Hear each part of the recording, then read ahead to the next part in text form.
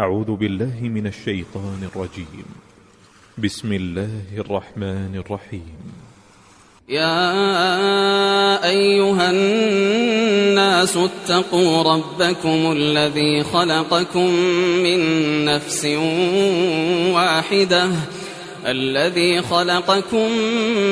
نفس واحدة وخلق منها زوجها وبث منهما رجالا كثيرا ونساء واتقوا الله الذي تساءلون به والأرحام إن الله كان عليكم رقيبا وآتوا اليتامى أموالهم ولا تتبدلوا الخبيث بالطيب ولا تأكلوا أموالهم إلى أموالكم إنه كان حوبا كبيرا وإن خفتم ألا تقسطوا في اليتامى فانكحوا ما طاب لكم من النساء مثنى وثلاث ورباع فإن خفتم ألا تعدلوا فواحدة أو ما ملكت أيمانكم ذلك أدنى ألا تعولوا وآتوا النساء صدقاتهن نحلة فإن طبن لكم عن شيء منه نفسا فكلوه هنيئا مريئا ولا تؤتوا السفهاء أموالكم التي جعل الله لكم قياما وارزقوهم فيها واكسوهم وقولوا لهم قولا معروفا وابتلوا اليتامى حتى إذا بلغوا النكاح فإن آنستم منهم رشدا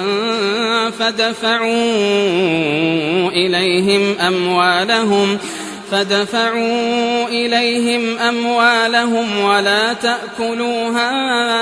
إسرافا وبدارا أن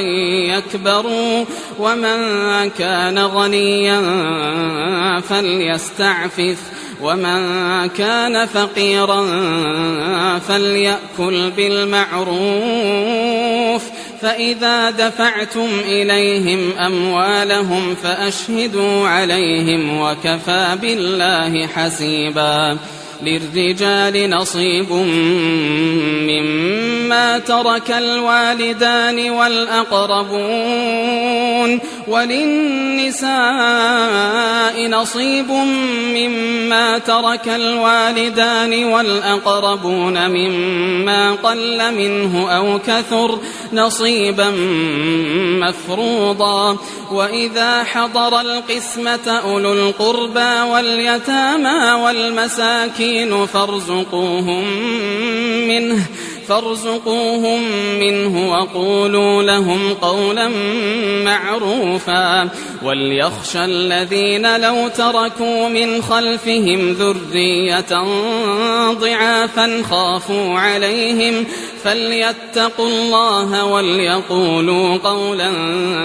سديدا إن الذين يأكلون أموال اليتامى ظلما إنما يأكلون في بطونهم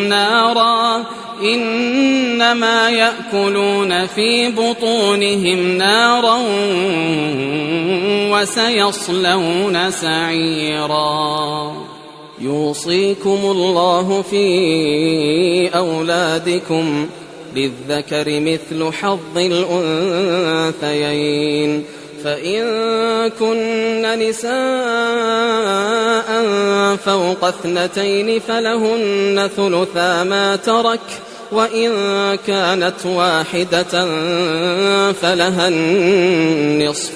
ولأبويه لكل واحد منهما السدس مما ترك إن كان له ولد فإن لم يكن له ولد وورثه أبواه فلأمه الثلث، فإن كان له إخوة فلأمه السدس من بعد وصية يوصي بها أو دين. آباؤكم وأبناؤكم لا تدرون أيهم أقرب لكم نفعا فريضة من الله إن الله كان عليما حكيما. ولكم نصف ما ترك أزواجكم إن لم يكن لهن ولد، فإن كان لهن ولد فلكم الربع مما تركن من بعد وصية يوصين بها أو دين، ولهن الربع مما تركتم إن لم يكن لكم ولد، فإن كان لكم ولد فلهن الثمن مما تركتم من بعد وصية توصون بها أو دين. وإن كان رجل يورث كلالة أو امرأة وله أخ أو أخت فلكل واحد منهما السدس، فإن كانوا أكثر من ذلك فهم شركاء في الثلث من بعد وصية يوصى بها أو دين غير مضار، وصية من الله والله عليم حليم. تلك حدود الله، ومن يطع الله ورسوله يدخله جنات تجري من تحتها الأنهار خالدين فيها، وذلك الفوز العظيم. ومن يعص الله ورسوله ويتعد حدوده يدخله نارا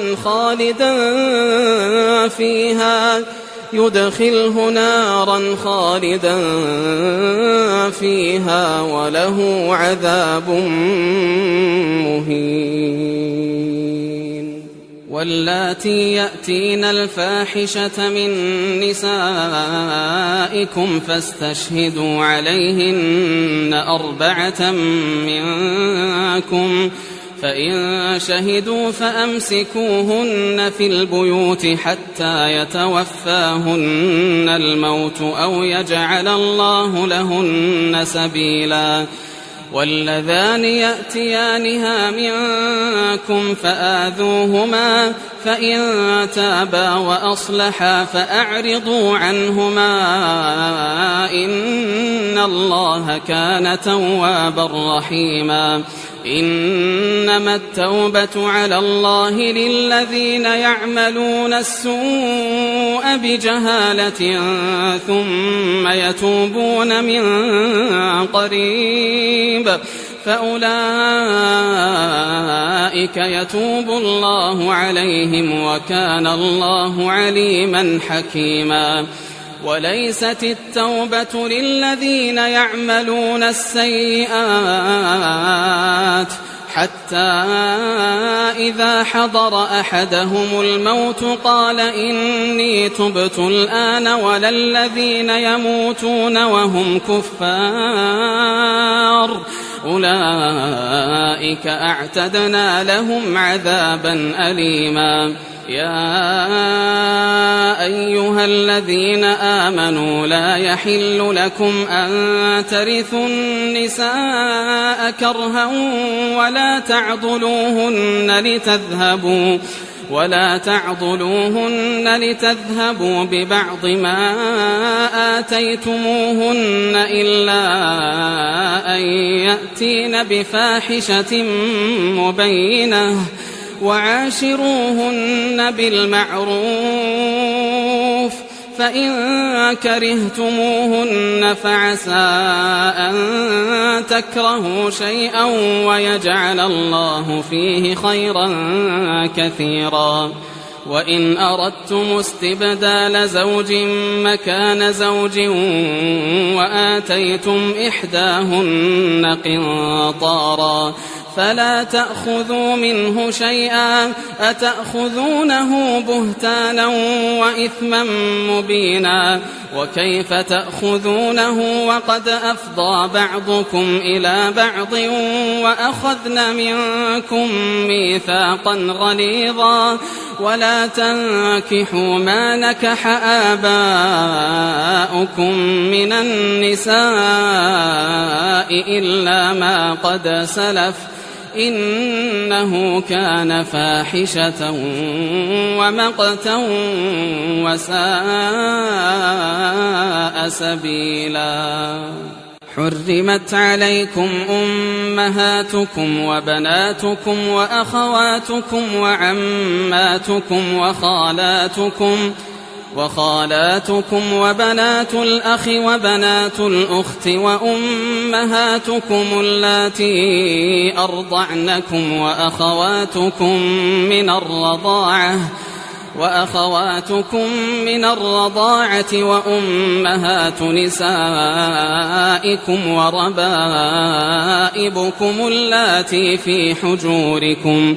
وربائبكم اللاتي في حجوركم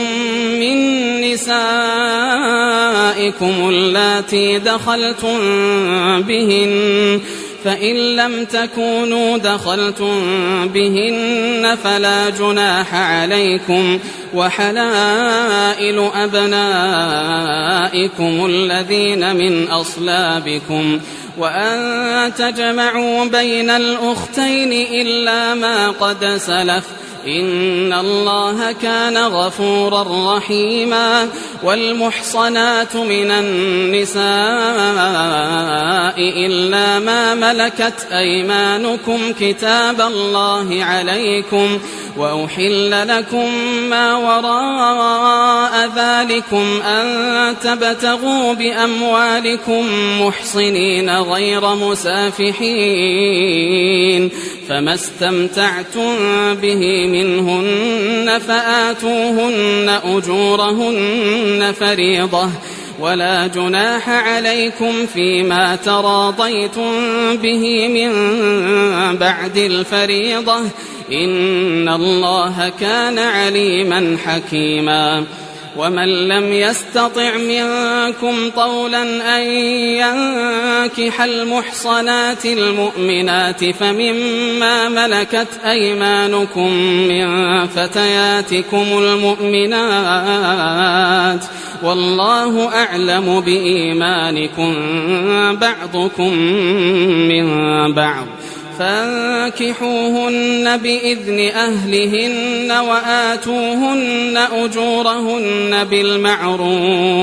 وآتوهن أجورهن بالمعروف محصنات غير مسافحات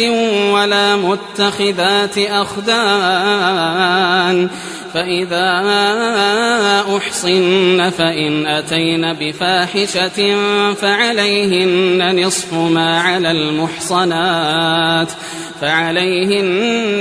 ما على المحصنات من العذاب ذلك لمن خشي العنة منكم وأن تصبروا خير لكم والله غفور رحيم يريد الله ليبين لكم ويهديكم سنن الذين من قبلكم ويتوب عليكم والله عليم حكيم والله يريد أن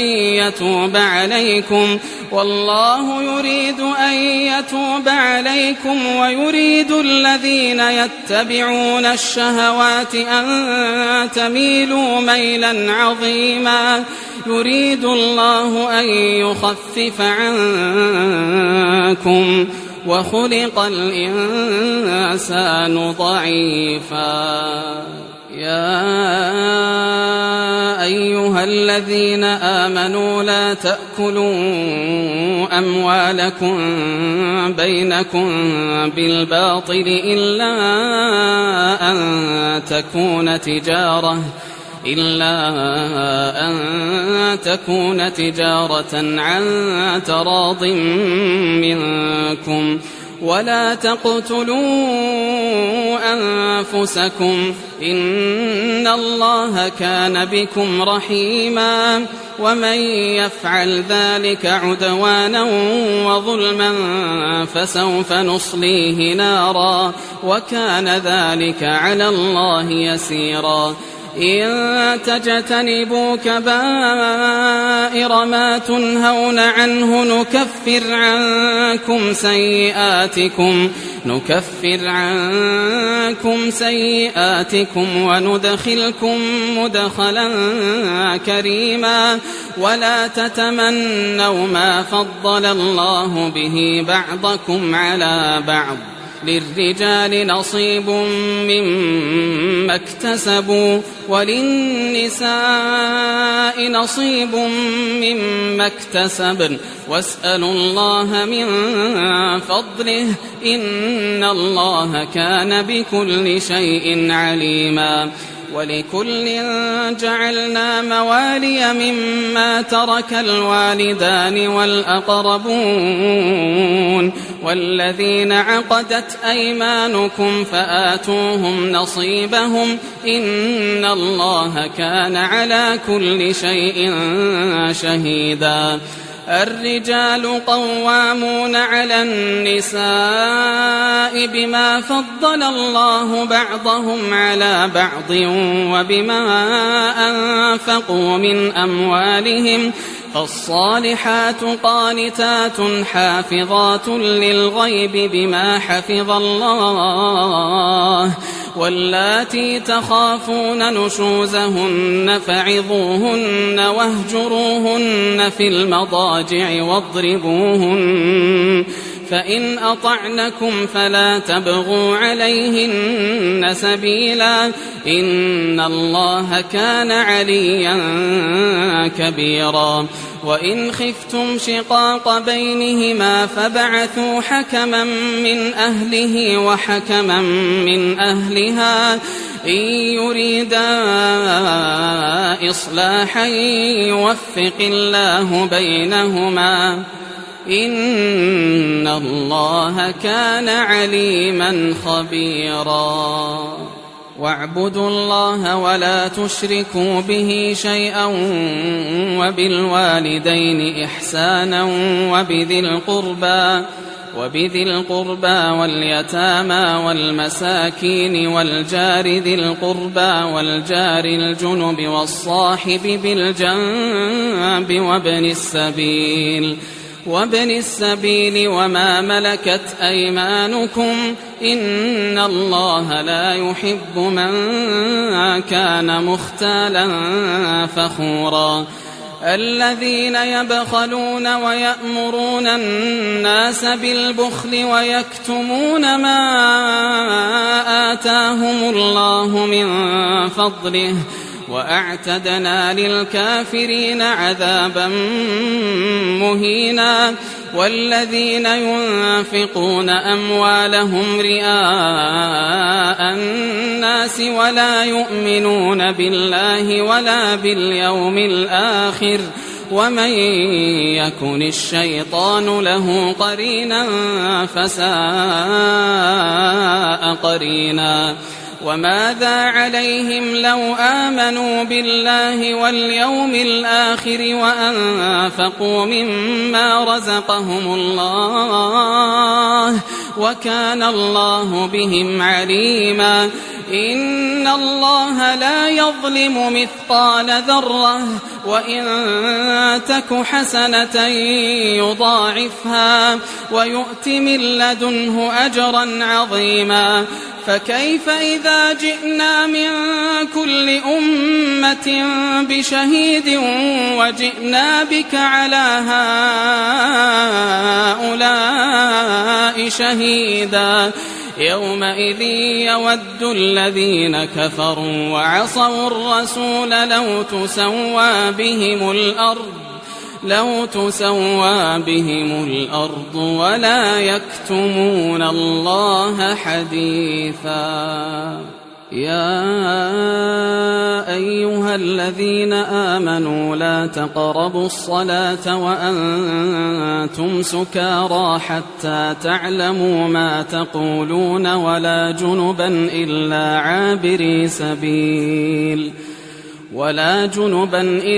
عابري سبيل حتى تغتسلوا وإن كنتم مرضى أو على سفر أو جاء أحد منكم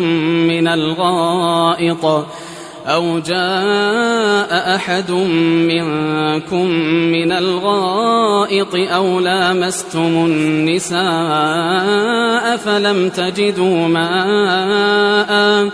فلم تجدوا ماء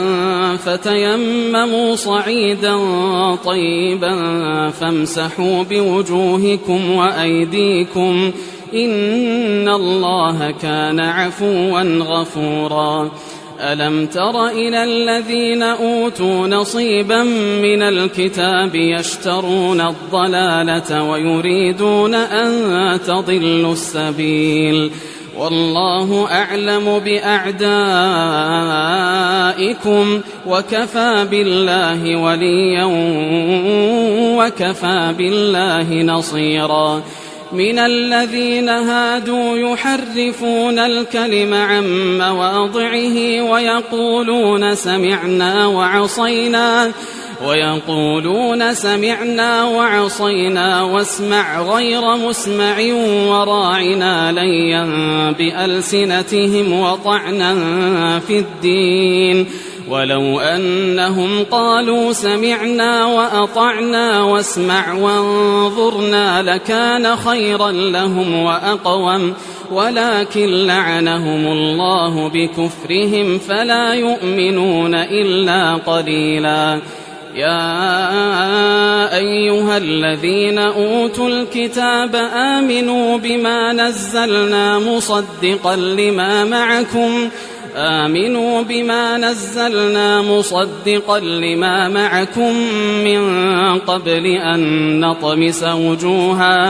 من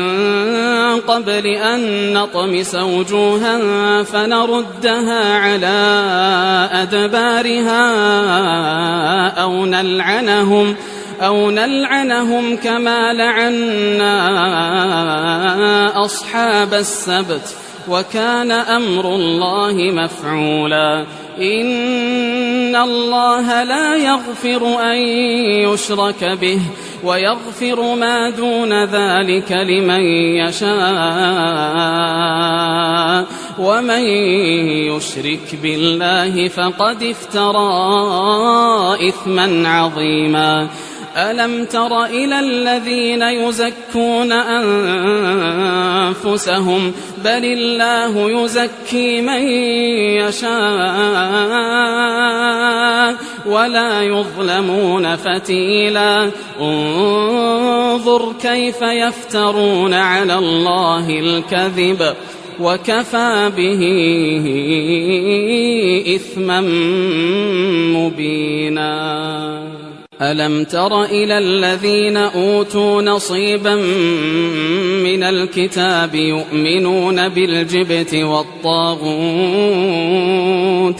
يؤمنون بالجبت والطاغوت ويقولون للذين كفروا هؤلاء أهدى من الذين آمنوا سبيلا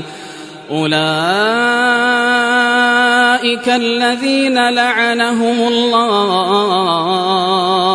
ومن يلعن الله فلن تجد له نصيرا أم لهم نصيب من الملك فإذا لا يؤتون الناس نقيرا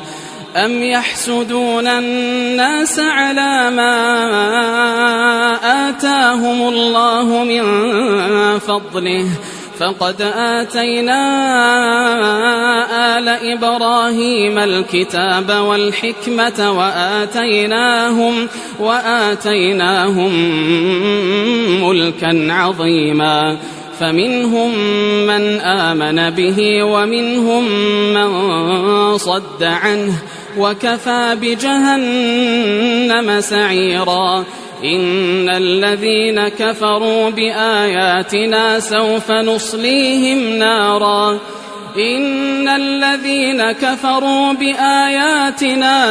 نصليهم نارا كلما نضجت جلودهم بدلناهم جلودا غيرها ليذوقوا العذاب إن الله كان عزيزا حكيما والذين آمنوا وعملوا الصالحات سندخلهم جنات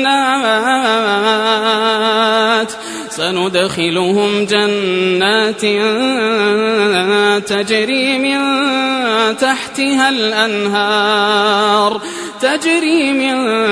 تحتها الأنهار خالدين فيها أبدا لهم فيها أزواج مطهرة وندخلهم ظلا ظليلا إن الله يأمركم أن تؤدوا الأمانات إلى أهلها وإذا حكمتم بين الناس أن تحكموا بالعدل إن الله نعم يعظكم به إن الله كان سميعا بصيرا يا أيها الذين آمنوا أطيعوا الله وأطيعوا الرسول وأولي الأمر منكم فإن تنازعتم في شيء فردوه إلى الله والرسول إن كنتم تؤمنون بالله واليوم الآخر ذلك خير وأحسن تأويلا ألم تر إلى الذين يزعمون أنهم آمنوا بما أنزل إليك وما أنزل من قبلك يريدون أن يتحاكموا إلى الطاغوت وقد أمروا أن يكفروا به ويريد الشيطان أن يضلهم ضلالا بعيدا وإذا قيل لهم تعالوا إلى ما أنزل الله وإلى الرسول رأيت المنافقين يصدون عنك صدودا فكيف إذا أصابتهم مصيبة بما قدمت أيديهم ثم جاءوك يحلفون بالله إن أردنا إلا إحسانا وتوفيقا أولئك الذين يعلم الله ما في قلوبهم فأعرض عنهم وعظهم وقل لهم في أنفسهم قولا بليغا وما أرسلنا من رسول إلا ليطاع بإذن الله ولو أنهم إذ ظلموا أنفسهم جاءوك فاستغفروا الله واستغفر لهم الرسول لوجدوا الله توابا رحيما فلا وربك لا يؤمنون حتى يحكموك فيما شجر بينهم ثم لا يجدوا في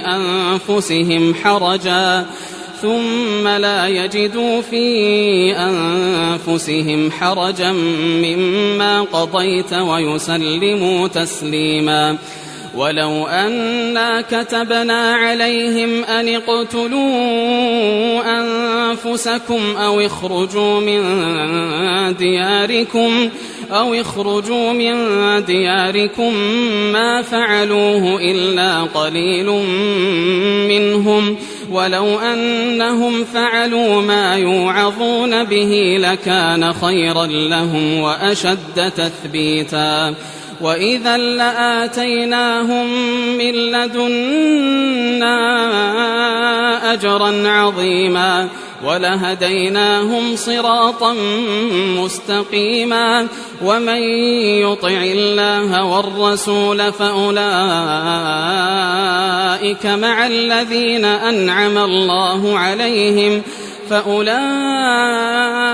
مع الذين أنعم الله عليهم من النبيين والصديقين والشهداء والصالحين وحسن أولئك رفيقا ذلك الفضل من الله وكفى بالله عليما يا أيها الذين آمنوا خذوا حذركم فانفروا ثبات أو انفروا جميعا وإن منكم لمن ليبطئن فإن أصابتكم مصيبة قال قد أنعم الله علي إذ لم أكن معهم شهيدا ولئن أصابكم فضل من الله ليقولن كأن لم تكن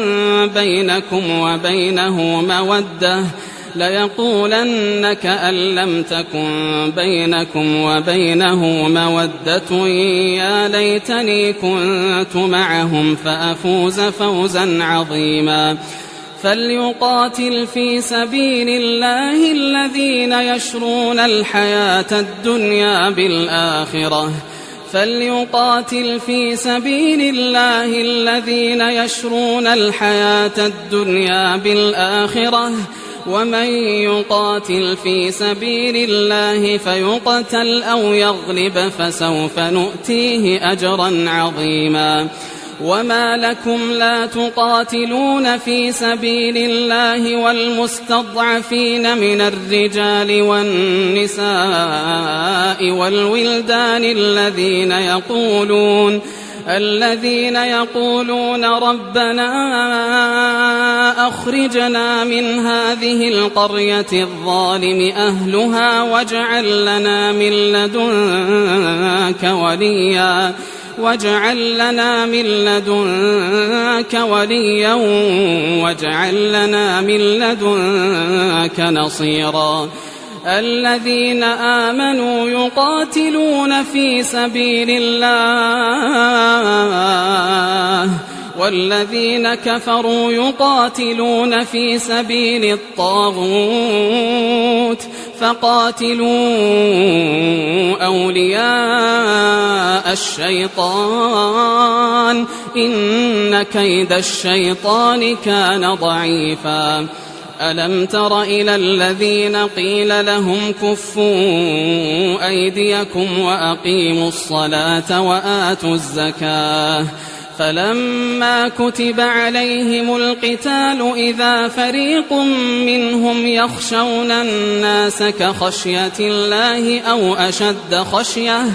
وقالوا ربنا لم كتبت علينا القتال لولا أخرتنا إلى أجل قريب قل متاع الدنيا قليل والآخرة خير لمن اتقى ولا تظلمون فتيلا أينما تكونوا يدرككم الموت ولو كنتم في بروج مشيدة وإن تصبهم حسنة يقولوا هذه من عند الله وإن تصبهم سيئة يقولوا هذه من عندك قل كل من عند الله فما لهؤلاء القوم لا يكادون يفقهون حديثا ما أصابك من حسنة فمن الله وما أصابك من سيئة فمن نفسك وأرسلناك للناس رسولا وكفى بالله شهيدا من يطع الرسول فقد أطاع الله ومن تولى فما أرسلناك عليهم حفيظا ويقولون طاعة فإذا برزوا من عندك بيت طائفة منهم غير الذي تقول والله يكتب ما يبيتون فأعرض عنهم وتوكل على الله وكفى بالله وكيلا أفلا يتدبرون القرآن ولو كان من عند غير الله لوجدوا فيه اختلافا كثيرا وإذا جاءهم أمر من الأمن أو الخوف أذاعوا به ولو ردوه إلى الرسول وإلى أولي الأمر منهم لعلمه الذين يستنبطونه منهم ولولا فضل الله عليكم ورحمته لاتبعتم الشيطان إلا قليلا فقاتل في سبيل الله لا تكلف إلا نفسك وحرض المؤمنين عسى الله أن يكف بأس الذين كفروا والله أشد بأسا وأشد تنكيلا من يشفع شفاعة حسنة يكن له نصيب منها ومن يشفع شفاعة سيئة يكن له كفل منها وكان الله على كل شيء مقيتا وإذا حييتم بتحية فحيوا بأحسن منها أو ردوها إن الله كان على كل شيء حسيبا الله لا إله إلا هو ليجمعنكم إلى يوم القيامة لا ريب فيه ومن أصدق من الله حديثا فما لكم في المنافقين فئتين والله أركسهم بما كسبوا أتريدون أن تهدوا من أضل الله ومن يضلل الله فلن تجد له سبيلا ودوا لو تكفرون كما كفروا فتكونون سواء فلا تتخذوا منهم أولياء حتى يهاجروا في سبيل الله فإن تولوا فخذوهم واقتلوهم حيث وجدتموهم ولا تتخذوا منهم وليا ولا نصيرا إلا الذين يصلون إلى قوم بينكم وبينهم ميثاق أو جاءوكم حصرت صدورهم أن يقاتلوكم أو يقاتلوا قومهم ولو شاء الله لسلطهم عليكم فلقاتلوكم فإن اعتزلوكم فلم يقاتلوكم وألقوا إليكم السلم فما جعل الله لكم عليهم سبيلا ستجدون آخرين يريدون أن يأمنوكم ويأمنوا قومهم كلما ردوا إلى الفتنة أركسوا فيها فإن لم يعتزلوكم ويلقوا إليكم السلم ويكفوا أيديهم فخذوهم واقتلوهم حيث ثقفتموهم وأولئكم جعلنا لكم عليهم سلطانا مبينا وما كان لمؤمن أن يقتل مؤمنا إلا خطأ ومن قتل مؤمنا خطأ فتحرير رقبة مؤمنة ودية مسلمة إلى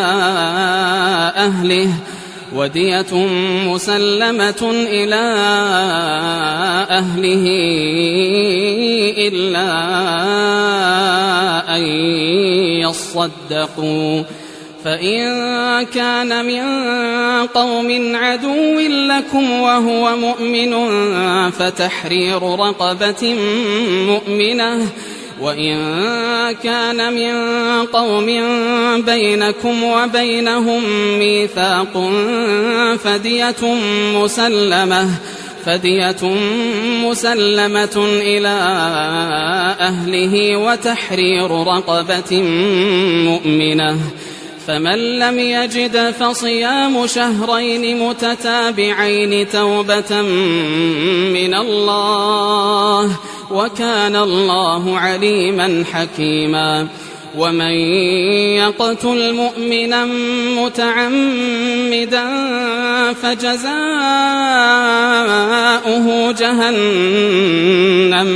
فجزاؤه جهنم خالدا فيها وغضب الله عليه ولعنه وأعد له عذابا عظيما يا أيها الذين آمنوا إذا ضربتم في سبيل الله فتبينوا ولا تقولوا لمن ألقى إليكم السلام لست مؤمنا تبتغون عرض الحياة الدنيا فعند الله مغانم كثيرة كذلك كنتم من قبل فمن الله عليكم فتبينوا إن الله كان بما تعملون خبيرا لا يستوي القاعدون من المؤمنين غير أولي الضرر والمجاهدون في سبيل الله بأموالهم وأنفسهم فضل الله المجاهدين بأموالهم وأنفسهم على القاعدين درجة وكلا وعد الله الحسنى وفضل الله المجاهدين على القاعدين أجرا عظيما درجات منه ومغفرة ورحمة وكان الله غفورا رحيما إن الذين توفاهم الملائكة ظالمي أنفسهم قالوا فيم كنتم قالوا كنا مستضعفين في الأرض قالوا ألم تكن أرض الله واسعة فتهاجروا فيها فأولئك مأواهم جهنم وساءت مصيرا إلا المستضعفين من الرجال والنساء والولدان لا يستطيعون حيلة ولا يهتدون سبيلا فأولئك عسى الله أن يعفو عنهم وكان الله عفوا غفورا ومن يهاجر في سبيل الله يجد في الأرض مراغما كثيرا وسعة ومن يخرج من بيته مهاجرا إلى الله ورسوله ثم يدركه الموت فقد وقع أجره على الله وكان الله غفورا رحيما وإذا ضربتم في الأرض فليس عليكم جناح أن تقصروا من الصلاة إن خفتم أن يفتنكم الذين كفروا إن الكافرين كانوا لكم عدوا مبينا وإذا كنت فيهم فأقمت لهم الصلاة فلتقم طائفة منهم معك وليأخذوا أسلحتهم فإذا سجدوا فليكونوا من ورائكم ولتأت طائفة أخرى لم يصلوا فليصلوا معك وليأخذوا حذرهم وأسلحتهم ود الذين كفروا لو تغفلون عن أسلحتكم وأمتعتكم فيميلون عليكم ميلة واحدة ولا جناح عليكم إن كان بكم أذى من مطر أو كنتم مرضى أن تضعوا أسلحتكم وخذوا حذركم إن الله أعد للكافرين عذابا مهينا فإذا قضيتم الصلاة فاذكروا الله قياما وقعودا وعلى جنوبكم فإذا اطمأننتم فأقيموا الصلاة إن الصلاة كانت على المؤمنين كتابا موقوتا ولا تهنوا في ابتغاء القوم إن تكونوا تألمون فإنهم يألمون كما تألمون وترجون من الله ما لا يرجون وكان الله عليما حكيما إنا أنزلنا إليك الكتاب بالحق لتحكم بين الناس بما أراك الله ولا تكن للخائنين خصيما واستغفر الله إن الله كان غفورا رحيما ولا تجادل عن الذين يختانون أنفسهم إن الله لا يحب من كان خوانا أثيما يستخفون من الناس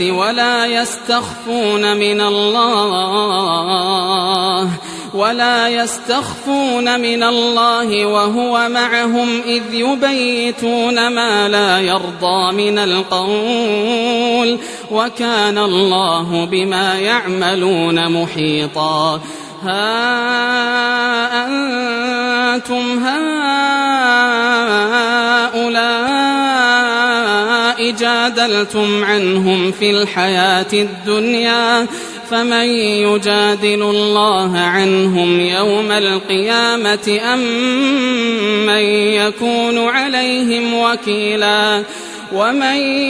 يعمل سوءا أو يظلم نفسه ثم يستغفر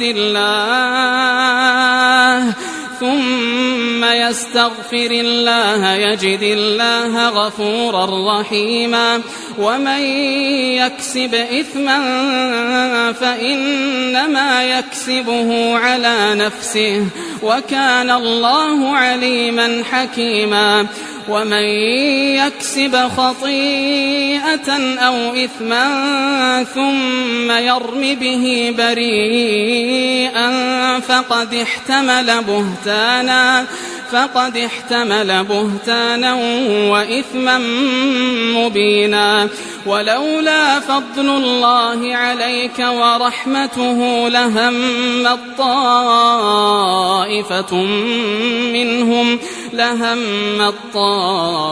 طائفة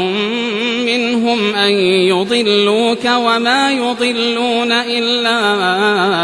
أنفسهم وما يضرونك من شيء وأنزل الله عليك الكتاب والحكمة وعلمك ما لم تكن تعلم وكان فضل الله عليك عظيما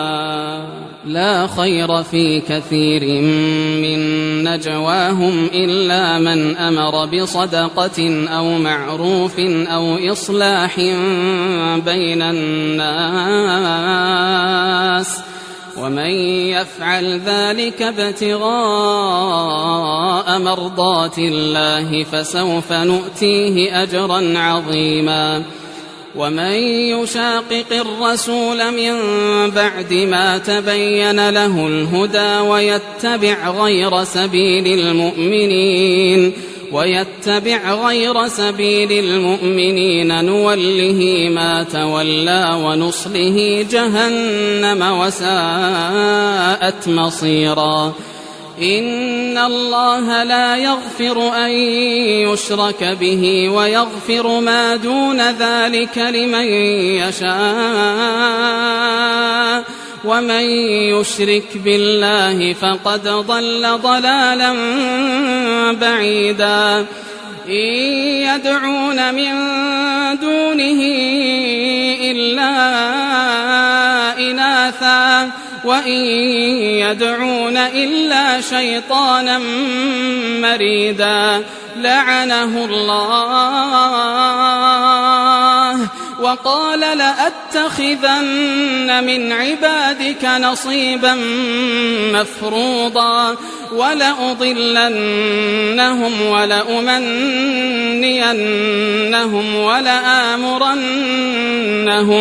ولآمرنهم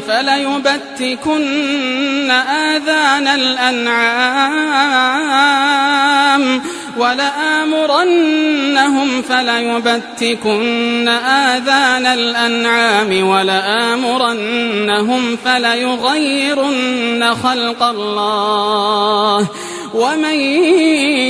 يتخذ الشيطان وليا من دون الله فقد خسر خسرانا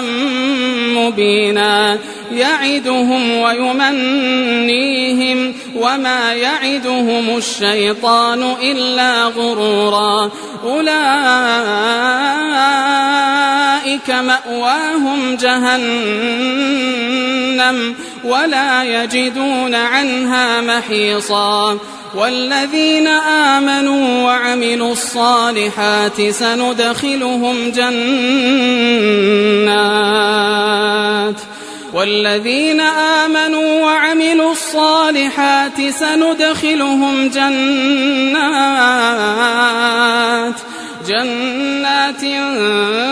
تجري من تحتها الأنهار خالدين فيها أبدا وعد الله حقا ومن أصدق من الله قيلا ليس بأمانيكم ولا أماني أهل الكتاب من يعمل سوءا يجز به ولا يجد له من دون الله وليا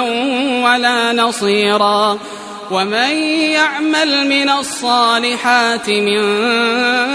ذكر أو أنثى وهو مؤمن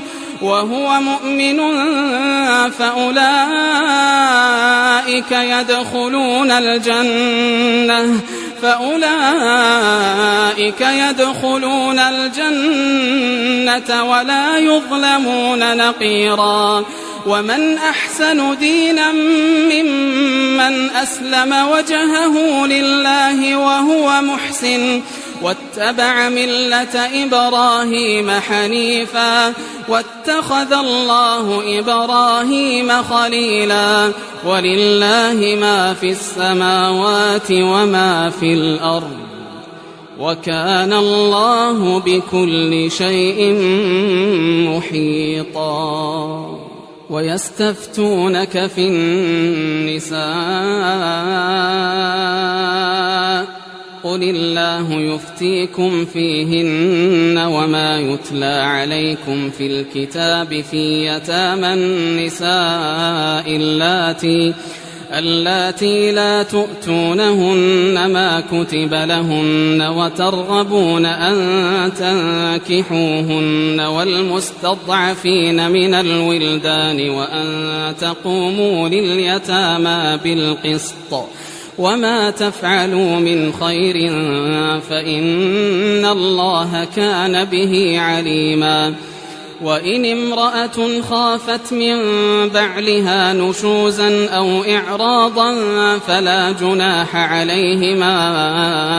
أن يصلحا بينهما صلحا والصلح خير وأحضرت الأنفس الشح وإن تحسنوا وتتقوا فإن الله كان بما تعملون خبيرا ولن تستطيعوا أن تعدلوا بين النساء ولو حرصتم فلا تميلوا كل الميل فتذروها كالمعلقة وإن تصلحوا وتتقوا فإن الله كان غفورا رحيما وإن يتفرقا يغن الله كلا من سعته وكان الله واسعا حكيما ولله ما في السماوات وما في الأرض ولقد وصينا الذين أوتوا الكتاب من قبلكم وإياكم أن اتقوا الله وإن تكفروا فإن لله ما في السماوات وما في الأرض وكان الله غنيا حميدا ولله ما في السماوات وما في الأرض وكفى بالله وكيلا إن يشأ يذهبكم أيها الناس ويأت بآخرين وكان الله على ذلك قديرا من كان يريد ثواب الدنيا فعند الله ثواب الدنيا والآخرة وكان الله سميعا بصيرا يا أيها الذين آمنوا كونوا قوامين بالقسط شهداء لله ولو على أنفسكم أو الوالدين والأقربين إن يكن غنيا أو فقيرا فالله أولى بهما فلا تتبعوا الهوى أن تعدلوا وإن تلووا أو تعرضوا فإن الله كان بما تعملون خبيرا يا أيها الذين آمنوا بالله ورسوله والكتاب الذي نزل على رسوله والكتاب الذي نزل على رسوله والكتاب الذي أنزل من قبل ومن يكفر بالله وملائكته وكتبه ورسله واليوم الآخر فقد ضل ضلالا بعيدا. إن الذين آمنوا ثم كفروا ثم آمنوا ثم كفروا ثم ازدادوا كفرا لم يكن الله ليغفر لهم ولا ليهديهم سبيلا.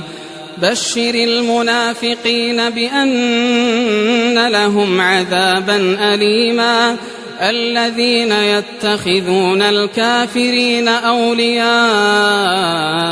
من دون المؤمنين أيبتغون عندهم العزة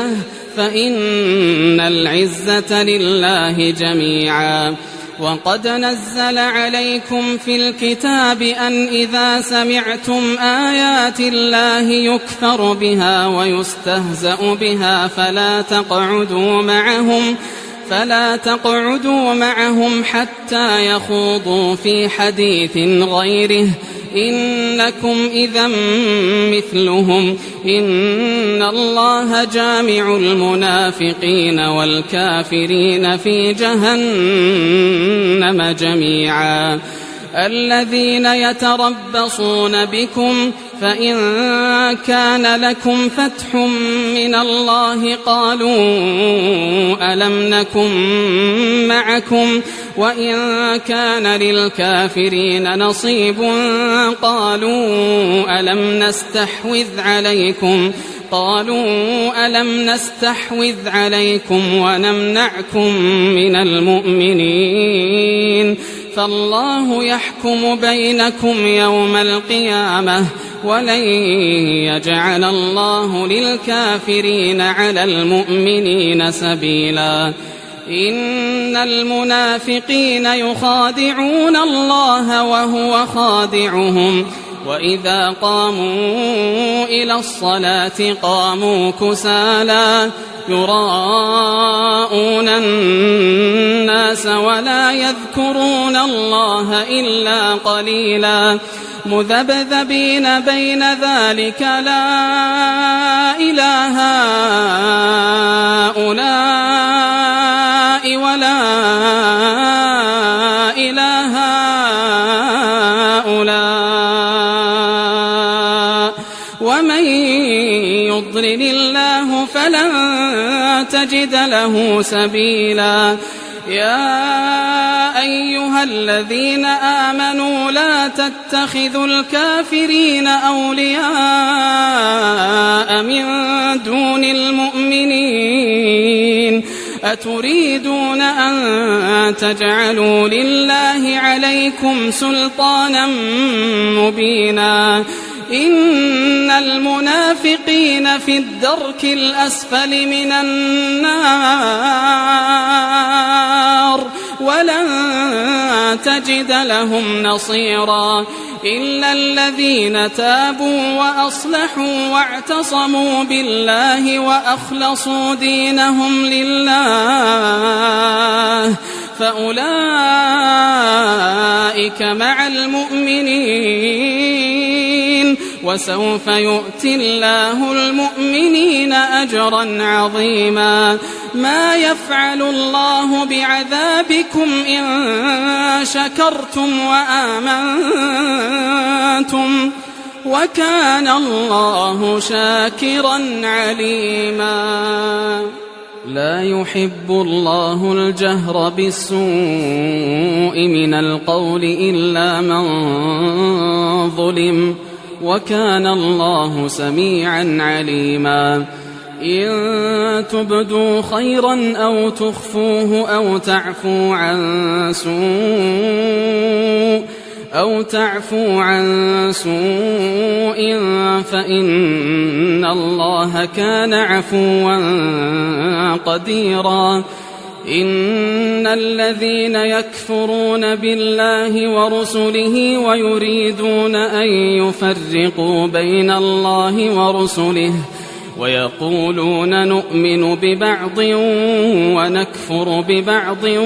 ويريدون أن يتخذوا بين ذلك سبيلا أولئك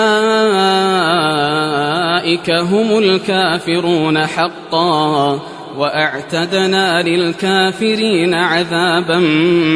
مهينا والذين آمنوا بالله ورسله ولم يفرقوا بين أحد منهم أولئك سوف يؤتيهم أجورهم وكان الله غفورا رحيما يسألك أهل الكتاب أن تنزل عليهم كتابا من السماء فقد سألوا موسى أكبر من ذلك فقالوا أرنا الله جهرة فأخذتهم الصاعقة بظلمهم ثم اتخذوا العجل من بعد ما جاءتهم البينات فعفونا عن ذلك وآتينا موسى سلطانا مبينا ورفعنا فوقهم الطور بميثاقهم وقلنا لهم ادخلوا الباب سجدا وقلنا لهم لا تعدوا في السبت وأخذنا منهم ميثاقا غليظا فبما نقضهم ميثاقهم وكفرهم بآيات الله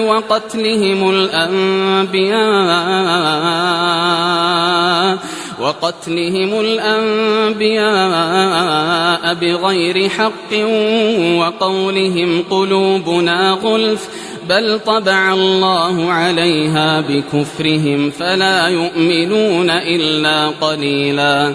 وبكفرهم وقولهم على مريم بهتانا عظيما وقولهم إنا قتلنا المسيح عيسى ابن مريم رسول الله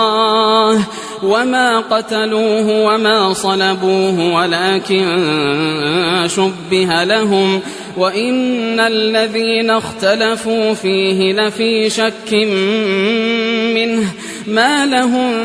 به من علم إلا اتباع الظن وما قتلوه يقينا بل رفعه الله إليه وكان الله عزيزا حكيما وإن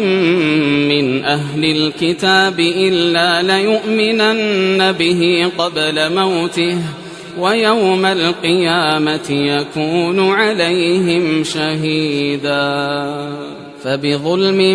من الذين هادوا حرمنا عليهم طيبات أحلت لهم وبصدهم عن سبيل الله كثيرا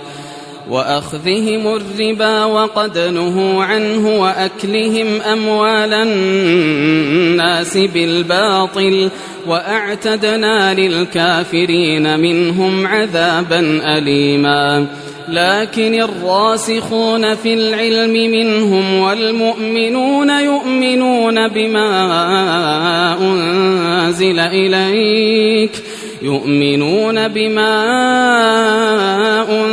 إليك وما أنزل من قبلك والمقيمين الصلاة والمؤتون الزكاة والمؤمنون بالله واليوم الآخر أولئك سنؤتيهم أجرا عظيما إنا أوحينا إليك كما أوحينا إلى نوح والنبيين من بعده وأوحينا إلى إبراهيم وإسماعيل وإسحاق ويعقوب والأسباط وعيسى وأيوب ويونس وهارون وسليمان وآتينا داود زبورا ورسلا قد قصصناهم عليك من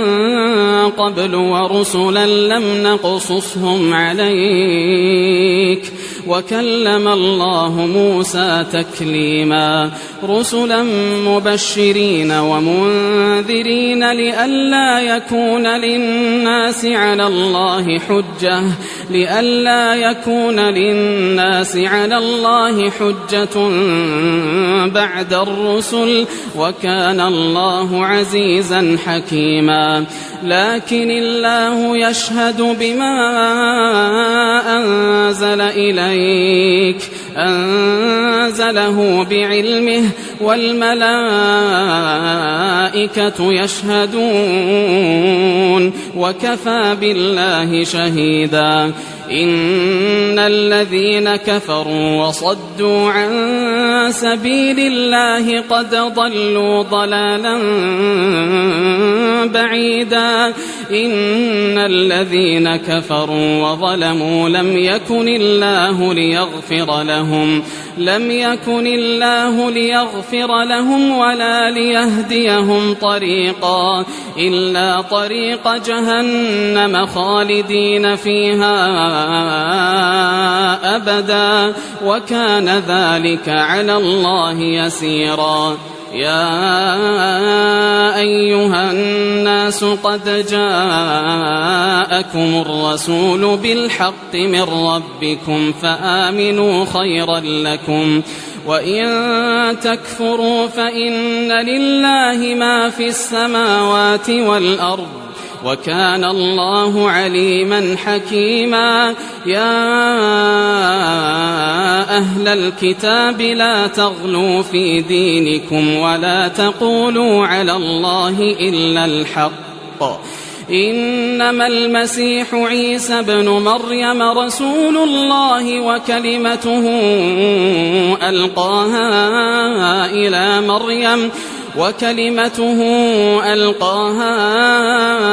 إلى مريم وروح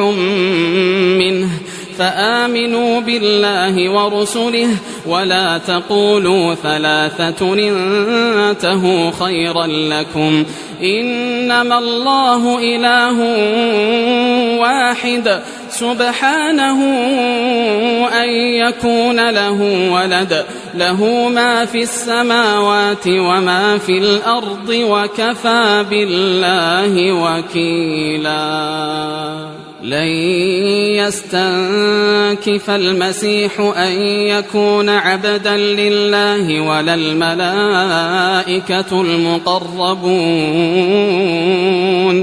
ومن يستنكف عن عبادته ويستكبر فسيحشرهم إليه جميعا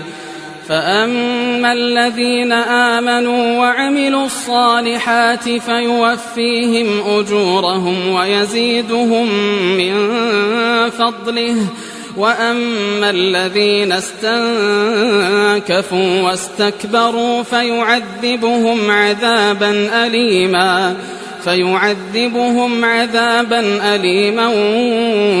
ولا يجدون لهم من دون الله وليا ولا نصيرا يا أيها الناس قد جاءكم برهان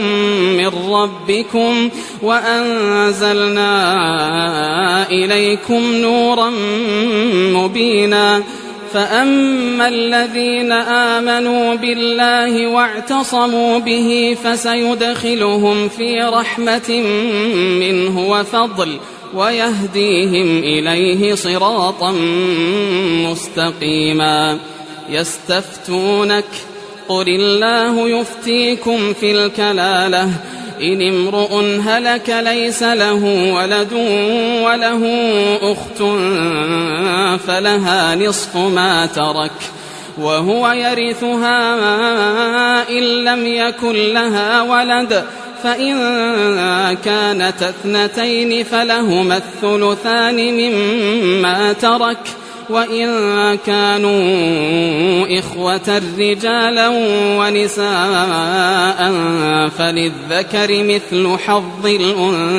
الأنثيين. يبين الله لكم أن تضلوا والله بكل شيء عليم.